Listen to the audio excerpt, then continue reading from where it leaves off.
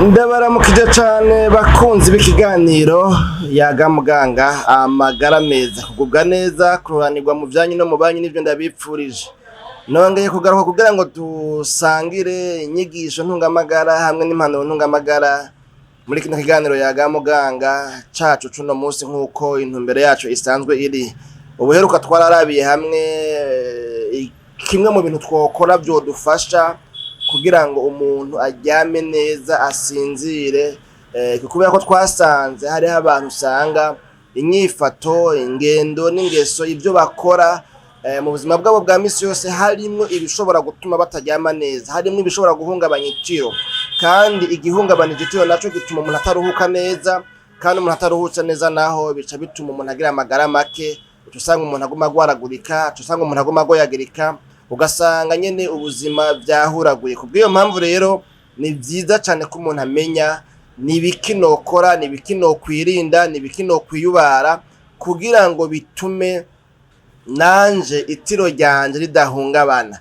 Uno musi rero twagomba turabire hamwe ikintu gira kabiri muri bino bintu turiko turavugana muri no misi, tugerageza gukoresha umwanya kugira ngo kumbure umwanya n'inzahabu, umwanya n'amafaranga.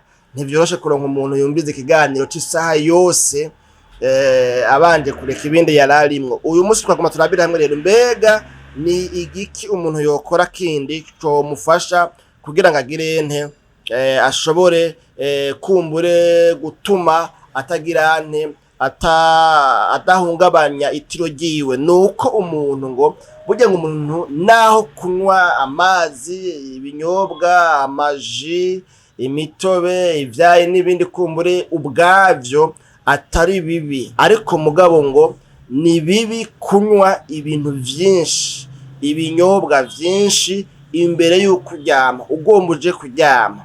Kubera iki atari vyiza yuko wonwa ibintu vyinshi, ibinyobwa vyinshi, amazi, ivyayi, amafanta n'ibindi binyobwa kumbura usanzwe wihereza imbere yo kuryama? Ni kubera yuko iyo wanyoye vyinshi no kuja ku mwanda mutoya naho ujayo kenshi, kiretse ufise ikibazo cotuma umubiri udasohora vya binyobwa wanyoye. Kubw'iyo mpamvu rero wanyoye amazi menshi uguma uja ku mwanda mutoya hafi na hafi ata amasaha 2 canke 3 abanje gucamwa. Urumva rero hamwe wonwa amazi menshi canke ibindi binyobwa vyinshi imbere yo kuryama, vyohava bituma mwijoro bikugora, ugasanga bibaye ngombwa canke bibaye nkenegwa ko umubiri ugutegeka kuvyuka kwikangura kugira ngo ugende ku mwanda mutoya. Ni wagende ku mwanda mutoya rero ukagaruka, biragutwara uwundi mwanya wo kurondera itiro. Uwo mwanya wo kurondera itiro nawo uri muri ya masaha makeya umuntu abasigaranye muri rya joro. Muraza amasaha agize ijoro ntahinduka ya Mariya yandi nyene. Kubw'iyo mpamvu rero wa mwanya umuntu yatakaje avyuka ava mw'itiro agenda ku mwanda mutoya akagaruka agasubira akarirondera, ni watakara uwo mwanya biza guca bituma utaryama, udasinzira umwanya ukwiye. Utaryamye umwanya ukwiye naho bica bituma nawe utaruhuka, kubera yuko utaba waruhutse neza. Wa mwanya twavuga yuko umuntu akwiye kuryama amasaha atari munsi y'amasaha 8 ku munsi, kuko umunsi ugizwe n'amasaha 28, kandi umuntu nawe akwiye kuryama amasaha n'imiburiburi basi angana n'3 c'umunsi.